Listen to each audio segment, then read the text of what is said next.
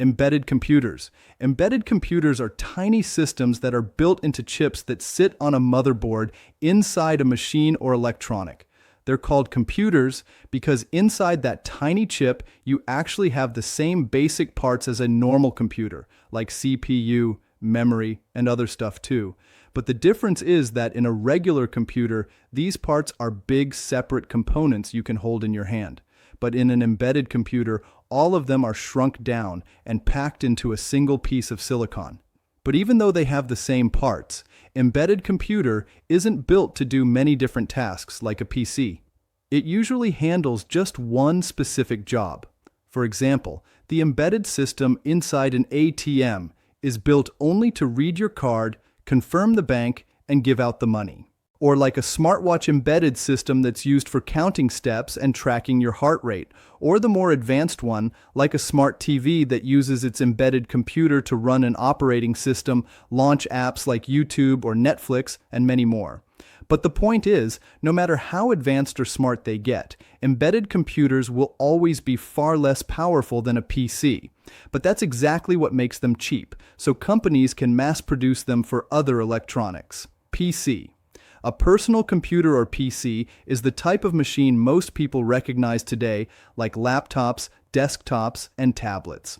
But in the past, people didn't call them PC yet. They were known as microcomputers instead because at that time computers were massive, but after the invention of the microprocessor, a whole computer could be built around that single microprocessor chip, so this made them small enough to sit on a desk instead of taking up an entire room. But as this thing became more and more common in homes for personal use, people started calling them personal computers, or PC. And in terms of components other than the CPU I just mentioned, a PC also comes with parts like a motherboard, RAM, storage, a graphics card, and other stuff too. Put it together, and these will let you handle everyday things like playing games, browsing the web, or writing documents. And one more thing you need to know, since this is called a personal computer, it is also meant to be used by just one person at a time. Mini-computer. A mini-comp computer, which is also called a mid-range computer, is a computer that supports multiple users at once. So unlike a PC that's only for personal use, mini-computers were often used as a server for a university, hospital, or medium-sized company because they support at least hundreds to a few thousand users at the same time. And just to make things clear, even though it's also called a mid-range computer, it simply means a mini-comp computer is right in the middle between a microcomputer and a mainframe in terms of size and power. So not because its power is weak, mediocre, or something like that. In fact, even a high-end PC is still nothing compared to a mini-computer because many computers have multiple processors, instead of just one like a PC. And if you usually have like 8 or 16 gigabytes of RAM on your PC, a mini computer can have like 64 or even 128 gigabytes of RAM so that it can handle heavy workloads like running a database server. And unlike a PC that might only have 512 gigabytes or 1 terabyte of storage, a mini computer can have around 5 to 10 tab or even more to store huge amounts of data for the server. On top of that, they were designed to run non-stop without shutting down.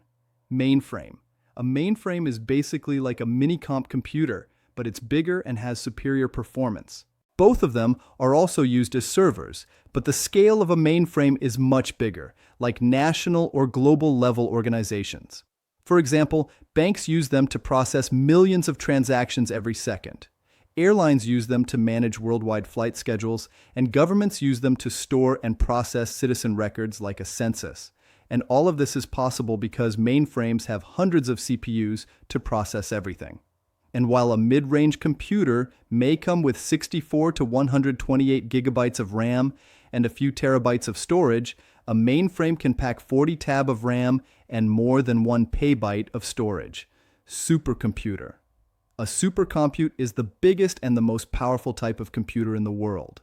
Unlike mainframes or mini-computers that work as servers, supercomputers are built for heavy-duty calculations that need extreme speed and power, like processing massive amounts of data from space telescopes or running 3D models of underground geology that help oil and gas companies find new energy reserves. And this is all possible because supercomputers have thousands of processors, which is far beyond what other computer types have. But because of that, supercomputers will also generate a lot of heat while running. That's why they require special cooling systems like chilled water pipes.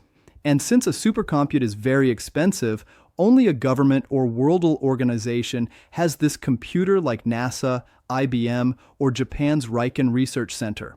Oh, by the way, I made a cool video about every computer generation explained, so don't forget to watch it later. Thanks for watching the NextGen Picks.